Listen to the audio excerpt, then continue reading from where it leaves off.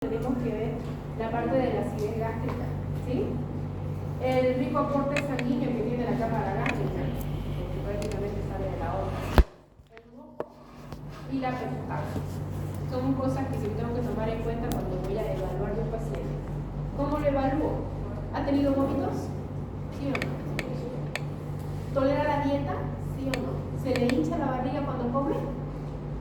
¿Elimina gases? ¿Cada cuánto hace caquita? ¿Qué color es la caquita? Cositas así. Ya me voy dando cuenta de la función del intestino. ¿Se dan cuenta? Ahora, en la parte respiratoria, el paciente está resfriado, se resfría cada cuánto tiempo. Está resfriado cuando hay cambio de clima. Elimina moco. ¿Qué calidad es el moco? ¿Es blanco? ¿Es transparente o es amarillo? ¿O es rojo? Ya nos vamos dando cuenta de la calidad de sustancias que se están dando en la inflamación del paciente. Entonces, ahí nos fijamos cuando revisamos el paciente si tiene cilias, es decir, las velocidades nasales, si tiene moco, si tiene la lactoferrina lisosima, que es una sustancia de degradación de la mucosa. Aquí podemos ver como suero, como quien dice, estudios, si tiene la alfa-1 antitrypsina. Y prácticamente podemos analizar si tiene o no tiene los macrófagos alveolares, dependiendo de la parte pulmonar, si está velada, no velada, si son infecciones recurrentes, cada cuánto enferma, o si es prolongado, es decir, si es crónico, ¿no? Por ejemplo, la tuberculosis. En otra, prácticamente lo que quieren hacer es defender contra la infección de todo el paciente. Ok, ahora vamos a los fagocitos. Los fagocitos principales tenemos los neutrófilos, los macrófagos y los polimorfos nucleares presentes en la sangre. O sea que cuando yo fui al laboratorio y vea segmentados, significa que incluye todo el grupo, ¿ya? Entonces prácticamente, si esto está aumentado, ¿qué significa? Que es un proceso bacteriano. Y si es bacteriano, significa que tenemos que pensar en medicación antibiótica. Porque si es un proceso viral, ¿el antibiótico sirve? No. Entonces tenemos que manejar. ¿Puedo tener los dos en el cuerpo? Ahora, de la fagocitosis, prácticamente de estas funciones, lo que ellos tienen que hacer es quimiotaxis, es decir, trasladarse a la zona dañada. La opsonización, adhesión a la zona dañada, la ingestión, la digestión y la muerte microbiana, porque eso es lo que ellos quieren, destruir al germen. En otras palabras, si yo tengo una proliferación de los macrófagos o de los segmentados, prácticamente se está dando toda esa sustancia para ¿qué? Destruir los gérmenes. Pero si esos gérmenes aumentan demasiado y los glóbulos blancos descienden, quiere decir que hay estamos perdiendo la batalla porque la infección está siendo mucho más severa y los glóbulos blancos no están respondiendo adecuadamente. Ahora aquí hay algo muy importante. No hay paquete de sangre que tenga leucocitos para ayudar a defender. Eso es netamente del cuerpo humano de cada persona. ¿Ya? No hay sangre, no hay plaquetas, no hay plasma que reemplace a los glóbulos blancos. Prácticamente depende del cuerpo de cada uno. Por eso es importante tener un buen sistema inmune. Y esto prácticamente vuelve y ahí los anticuerpos extraños prácticamente para destruirlo, ¿no? Porque lo que se quiere es muerte celular agente. Ahora, en el sistema de complemento, cuando vayan a llevar fisiopatología, van a ver esta parte a más detalle, ahí le pueden sacar la información suficiente. Ahí vamos a ver dos vías importantes, lo que es la vía clásica y la vía alterna. También van a ver lo que es la COX-1 o la COX-2, que se va a liberar el proceso inflamatorio. Cuando vean la vía clásica, prácticamente inicia con la activación del complemento 1 y sobre todo del C3. Pero prácticamente, ¿qué es lo que quieren ellos? Erradicar las bacterias. ¿Por qué? Lo que quieren hacer es adhesión a la inmunoglobulina, es decir, inmunoglobulina G o M. ¿Qué quiere decir? Pido laboratorio, veo del paciente y dice, por ejemplo, el dengue viral. Dice inmunoglobulina G positiva, inmunoglobulina M positiva. Si es M significa que es agudo. Si es G significa que ya está superando, ya está viendo anticuerpos, pero todavía sigue el M presente, es decir, el virus está activo o la bacteria sigue activa. Entonces, ¿por qué? Porque lo que quiere prácticamente es aislar la identificación. Si yo veo en el laboratorio del paciente que me dice, un ejemplo, si ya yo superé el cuadro, por ejemplo, hablamos del COVID. Dice IgM negativo, IgG positivo. Ya yo tengo anticuerpos contra el virus del COVID. Es decir, que yo puedo estar cerca de uno y ya no me voy a contagiar porque ya tengo IgG. Pero IgM, si tuviera IgM, soy contagiosa para los demás porque te estoy enfermando porque yo tengo IgM activo.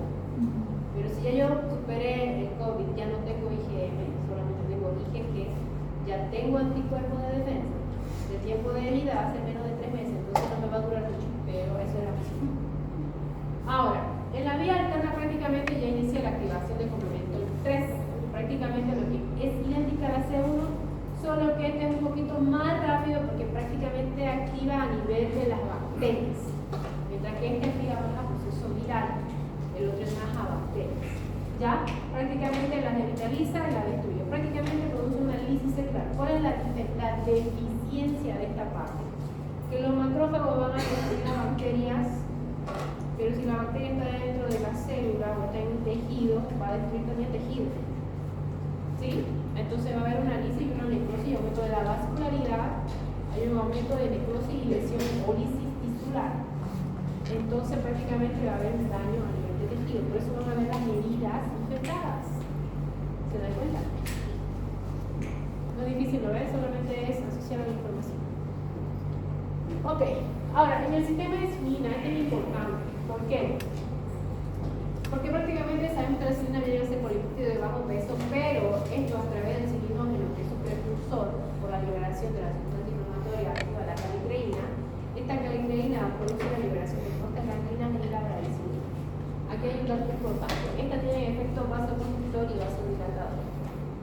Ahora, este vasoconstrictor a nivel del músculo liso y también va a generar dolor. Ahora, esta, sobre todo en mujeres, la prostaglandina va a liberar contracción o trabajo de parto en la región de la matriz uterina. Agreguen que esté embarazada para desencadenar aborto. ¿Sí? Que la prostaglandina, al hacer la vasoconstricción, sobre todo a nivel de la matriz, porque el músculo liso, entonces va a generar una vasoconstricción. Agreguen que ese útero esté embarazado, va a hacer que provoque trabajo de parto. Por eso es importante que cualquier foco infeccioso en cualquier embarazada desaparezca, porque eso va a desencadenar trabajo de parto. Una infección urinaria desencadena trabajo de parto. Una muela careada, trabajo de parto. ¿Por qué? Porque libera estas dos sustancias inflamatorias. Pero estas dos sustancias inflamatorias también van a activar el sistema de la coagulación, lo que va a prolongar la coagulación, haciendo de que el paciente se desangre. ¿Se entiende? Entonces, es importante tener en cuenta esta sustancia inflamatoria. Ok, aquí hablando de la coagulación. Cuando hablemos del tema de hemostasia, vamos a dar un poquito más de detalle en lo que es la coagulación. Pero ahorita voy a hacer solamente explicación. Prácticamente lo que aquí, dada por la calicreína, que va a liberar las bradicininas y la prostaglandina, va a dar una señal prácticamente a través del plasminógeno para que la plasmina se forme y haga sangrar prácticamente, no se activen los factores de la coagulación. Pero de la misma manera también va a activar de forma simultánea la coagulación, es decir, que de un lado se va a coagular y del otro lado no se va a coagular. En otras palabras, va a hacer que circule pequeños coágulos en la sangre del paciente, haciendo coagulación intravascular diseminada, que es la fase final de la sepsis. ¿Se entiende cómo va la infección? Forma y no forma. Se puede ser que tenga una sangre con área que no coagula, con área que ya presenta un trombo. Entonces esta sangre, o esa sangre muda, va a circular en el sistema y puede provocar infarto. Si llega al corazón, infarto de miocardio. Si llega al cerebro, ACV. Si llega al pulmón, tromboembolia pulmonar. Si llega a los intestinos, trombosis transentérica. Si llega a las extremidades, trombosis venosa profunda. Entonces, dependiendo de dónde esté, se dan cuenta, la patología se da a donde circula el coágulo. ¿Sí? ¿Por qué? Porque de un lado se coagula, pero del otro lado no se coagula.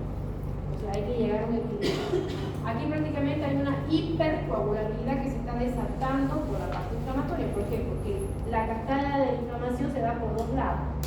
Para liberar la plasmina, para hacer que se desangre y la formación de pequeños coágulos. Entonces se da de forma simultánea. ¿Se comprende? Entonces, ¿qué va a haber acá? Síntesis de fibrilo, agregación plaquetaria, la disminución de la fibrinólisis, es decir, pequeños coágulos, concentración de activador de plasminógeno. En otra destruye el plasminógeno y en la otra la forma el plasminógeno. Entonces lo que quiere es matar al paciente. Entonces es importante manejarlo adecuadamente. Por eso van a ver que algunos médicos, dependiendo de la patología que tiene el paciente y la patología de base que porta, le dicen, ¿está con una sepsis? Sí, está con una sepsis, pero démosle enoxaparina para que no se nos coagule y no nos conoce por algún lado. ¿Veas? ¿Sí? ¿Veas? Van a ver las indicaciones cuando vean después de traumatología. Ahora, las proteínas de choque caliente prácticamente, aquí se da práctico por el estrés metabólico, directamente lo van a repetir, donde lo que directamente es favorecer en el transporte de las proteínas. ¿Por qué? Porque cuando hay una infección van a ver de que se da una fase reactante positiva y una fase reactante negativa. En la fase positiva se daba el proceso inflamatorio y en la reactante negativa había un consumo de las proteínas. Prácticamente facilitan la translocación a nivel de los glucocorticoides, sobre todo a nivel del citosol, a nivel del núcleo, para favorecer o no la apertura y la producción de la sustancia inflamatoria. Prácticamente ¿dónde? A nivel de la tiroides, del líquido sinovial, la arteritis o prácticamente la aterosclerosis.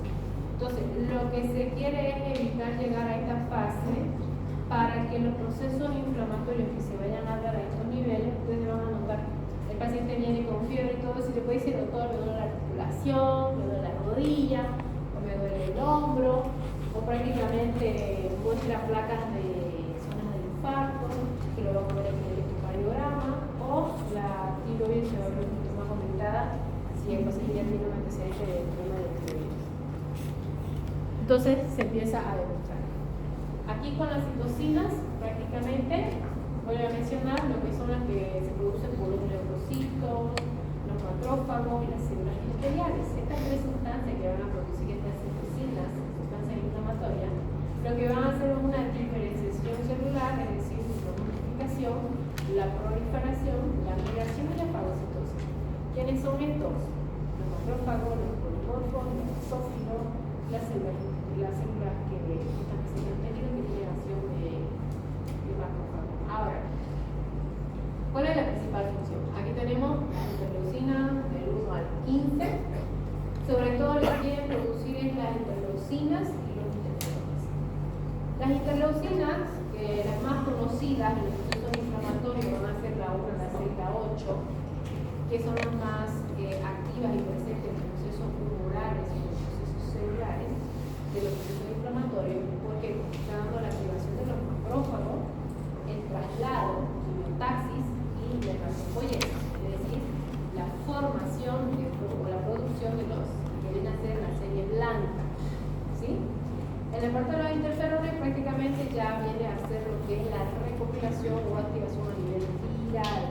¿Sí? Prácticamente aquí viene por la animación a nivel alfa y beta, el interferón alfa, el interferón beta, que lo van a ver más adelante, la estimulación de macrófagos y la crisis de los interferones gamma. Sobre todo de qué? Para producir de los linfocitos, el CD4 y el CD8, que son los principales que van a activar los interferones para destruir el virus. Lo que quiere es acabarse con el virus y van a producir su forma variada de los linfocitos a través de los interferones. ¿Quiénes van a activarlos? Estos de acá. Los linfocitos, que vienen a ser los polimorfos nucleares, los basófilos, los monocitos, linfocitos, eosinófilos, células endoteliales, que también tienen acción de glóbulos blancos, y los macrófagos. Es decir, defenderlo prácticamente de cualquier forma al tejido y a la circulación de los agentes enfermos. Aquí con la citocina seguimos. Aquí tenemos, fíjense, tenemos el factor activador de plaquetas, el factor de necrosis tumoral, tenemos el alfa y el beta, el de las moléculas de adhesión celular. Ahora, ¿qué dice acá? Que cuando tenemos el factor activador de las plaquetas, cuando tenemos un proceso inflamatorio, tenemos las células endoteliales y los macrófagos que mencionaba en la diapositiva anterior. ¿Lo ven? ¿Qué dice esto? Que las células endoteliales están presentes perdón, me equivoqué. Células endoteliales, esta de acá tiene carácter proteico, pero también tiene acción de adhesión plaquetaria. ¿Ya? Estas células endoteliales presentan todos los capilares, todos los vasos sanguíneos, ¿ya? Lo que va a hacer es una adhesión plaquetaria. La agregación plaquetaria es liberación de histamina y serotonina, sustancias inflamatorias. ¿Para qué? Porque van a producir la vasoconstricción, el tapón de coágulo, la redistribución celular. Y esto se va a traducir como edema, hipotensión o broncoconstricción a nivel vascular. Ahora, en la parte del factor de necrosis tumoral, sobre todo liberado a nivel de la aurícula derecha, tenemos la linfotoxina, prácticamente que activa a nivel de los macrófagos e inhibe las células beta, es decir, los linfocitos B. ¿Ya? ¿Para qué? Para generar la tetralogía conocida, ¿no? Que es el humor, calor, el dolor, sensibilidad a nivel local, el dolor, la fiebre, taquicardia y malestar. Agreguémosle la zona afectada, tumor, humor, dolor, calor. ¿Sí? Entonces, esa es la tetralogía de Celsius. Si yo le agrego un poquito más, va cambiando la acción. Pero siempre siendo lo mismo. Y en las moléculas de adhesión celular tenemos la S-lectina y la P-selectina, que son las que le dan prácticamente al neutrófilo la oportunidad de adherirse al tejido para poder obtener la acción a nivel de la célula y destruir el gen que está dañando al tejido o la célula del tejido. Luego vienen las integrinas, que vienen a ser la parte de otra forma derivada de la adhesión celular, que son las ICAM 1 y 2, que son las integrinas llamadas también, que son las que se expresan prácticamente a nivel de la célula endotelial, de la superficie. Lo que se quiere es que haga un paso a través del neutrófilo para actuar a nivel del tejido. Por eso se llaman integrinas, porque las integran. ¿Ya? Ahora, con los eicosanoides. Aquí vienen a ser los derivados del ácido araquidónico. ¿Ya? Prácticamente viene a ser lo mismo. Aquí tenemos el ácido araquidónico dos fases, tres fases en total, que es el ciclooxigenasa 1 y 2, y luego viene a ser la lipoxigenasa. ¿Ya? Hablando de esto, vienen a ser prácticamente sintetizadas por quiénes, por lo mismo que me acabamos de mencionar, macrófagos, plaquetas, células endoteliales, los linfocitos. ¿Por qué? Porque prácticamente es lo que quieren es defender contra la infección. ¿Por qué? Porque son generadas por sustancias inflamatorias como la endotoxina o los factores de complemento, la C, C, 15, o por complemento o injuria renal o daño renal. ¿Sí? ¿Qué es lo que quiere acá? Liberar ¿qué? Prostaglandinas y trombosanas. ¿Por qué? Porque estas de acá vienen a participar o a formar las prostaciclinas que van a hacer de todas las variaciones. Y lo que quieren hacer es una agregación a nivel de la plaqueta del tejido dañado o una vasoconstricción. Y por ende, a nivel de la vasoconstricción también o una vasoconstricción. Entonces, esto lo que van a hacer es accionar para que se permeabilice más el fluido de todas estas sustancias hacia el tejido, es decir, abriéndose paso a través de las paredes capilares para poder penetrar al tejido infectado. Y en la lipoxigenasa vuelve a participar, pero ya de otra forma derivada, lo que son la lipoxigenasa, la beta sobre todo. Lo que quieren aquí es generar también el traslado para poder hacer función. Entonces, son mecanismos por el cual el cuerpo activa, es como decir, lo ataca por varios frentes, ¿ya? Uno por la vasoconstricción, o por la vasodilatación, la otra por la zona del tejido, la otra por la sustancia inflamatoria química, la otra por las sustancias hormonales. Entonces la idea es rodear los gérmenes para poder actuar, pero para hacer eso libera varias funciones a la vez para rodear la acción inflamatoria del germen y poder aniquilarlo. Eso es lo que se quiere, recuperarlo. Entonces, aquí podemos ver, por ejemplo, cuando tenemos un trauma, sobre todo un sistema por un golpe o reacción, ya, generalmente cuando es un trauma no se van a activar lo que son los linfocitos, los polimorfos nucleares, los macrófagos, las células endoteliales. No se van a activar ya. Las linfocitos T no se van a activar porque no es vital, ¿sí? Se van a ver suprimidas. En cambio, si son otras sustancias, por ejemplo,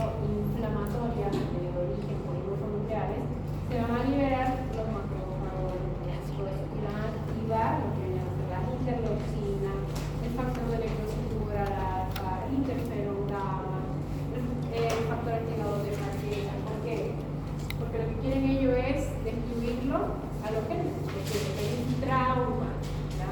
No es un proceso viral, es un trauma, ¿sí? Ok. Entonces, en la consideración, paciente que tiene la respuesta metabólica de 3 al estrés, prácticamente va a estar regulado por lo que viene a ser la hormona antidiurética o la aldosterona. ¿Sí? ¿Por qué? Porque lo que quiere es mantener el volumen plasmático. ¿Sí? Entonces, este pico se va a mantener por lo menos unas 8 horas y se va a extender hasta 24 o 48 horas. Es decir que, si yo no manejo el paciente